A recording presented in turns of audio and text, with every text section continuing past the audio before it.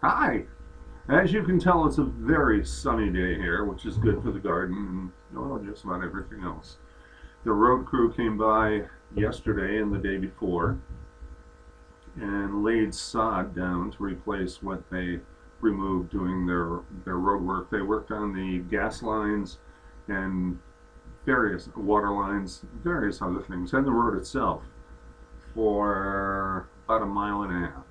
So, anywho, I'm in a good mood, all is well. I tried to do a blog talk radio show at 10:30, and within, I think, 2 minutes of it, the phone started showing well, it was a disconnect sound, or it goes, stuff like that. And I was having glitches with blog talk radio anyway, which is why I'm not going to pay for it until they prove that they're up to par. I need to trim my hair. Oh well, at least I have hair. Unlike some of you who wear baseball hats in your videos to cover up the fact you have no hair. And I'm not talking about you, Mike. I know you have hair. That sounded odd.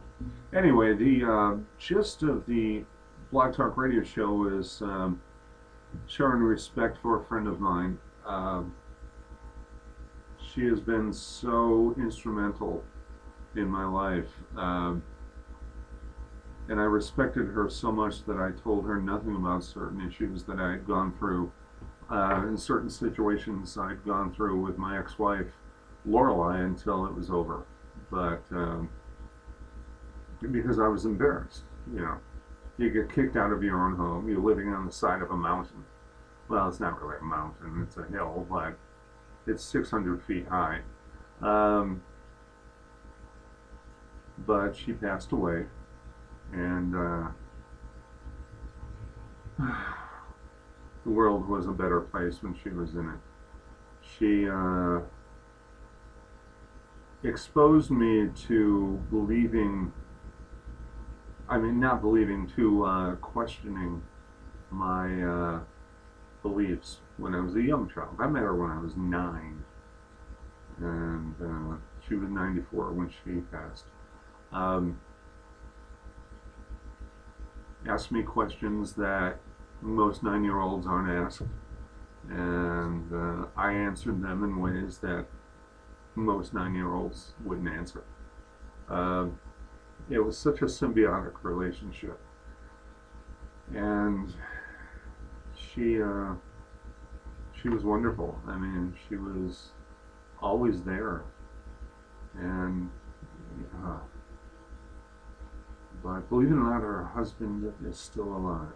They were married for 60 years, and of course, in his mind, they're still married, and I understand that. But she was such a lovely person. I mean, she brought out the best of everyone. She would ask questions that knocked you for a loop, and you would have to sit there and think, unless you were as sharp as she was. And it was such an educational experience, but it was also such a lovely experience. Just a magnificent lady, and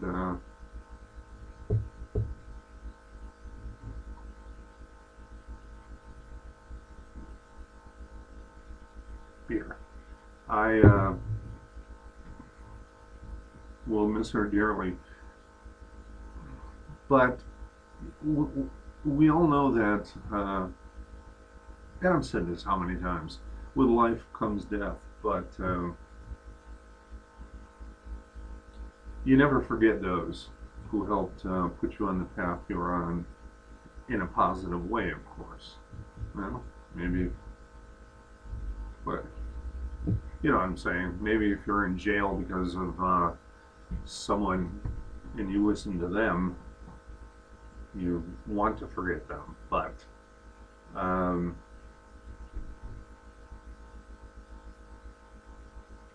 she she was so cool. I could call her any time of the night or day, and she would do the same with me. There was one time, one of her cats got lost. Now we're talking about someone in Scotland, okay? And then she found the cat 3 branches high. Now she was never a large woman. She was always, you know, slightly built and about 5'3", my wife's size, And she asked me for my opinion on what she should do. I'm in Michigan. She's in Scotland. So I gave her my opinion. Train. I gave her my opinion, and she said, "No, I don't feel like paying the money for that." Meaning, local fire department, which isn't about isn't more than like 2 miles away. So I said, "Well, look, do you want your cat down normally, or do you really want to invest in something that isn't necessary?" She was afraid of heights. She did not want to put a ladder up on the tree. Now, her husband was, or is, a industrial guy, so he had the ladders and various other things. And you would never have known it looking at the property from the front, but look at it in the back and you saw everything he had. But he always wanted his property to look great from the front, and it does. It was always just a beautiful area. So she put the ladder up, and she got Kitty, who was an indoor cat, not an outdoor cat. She got Kitty and came down safely, went in the house, and put the cat in. And she called me back. She said, "You were right." She said, "The loch," meaning Loch Ness, "looks a lot different when you're really high."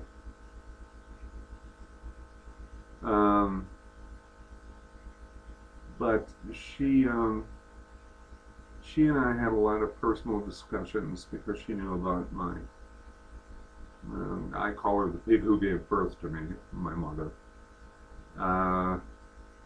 And she, with my first wife, Jennifer's parents, and her husband as well. I mean, he's a great guy, but were instrumental in keeping me sane and keeping me from wanting to walk into Loch Ness and never come back.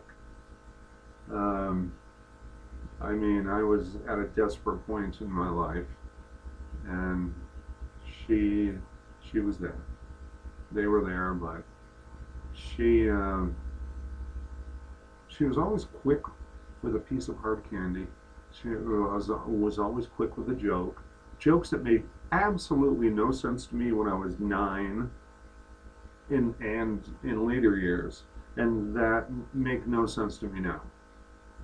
But I would always laugh, I look awful today. It's the hay fever. I woke up this morning and I could barely breathe. So, but she will be missed forever to any of us who knew her. And I am so honored that she was part of my life. I mean, she did so much for me. She didn't care about my idiot little kid questions. It was always, "Oh, okay, well let's figure this out." So, but anyway, things are fine. Doug is fine. The court battles go on, but he will be mine. So, that sounded like a rhyme. So did that. I really need to stop talking. Anyway, be well, folks. To those of you I love, be safe. To those of you I couldn't care less about, no one cares.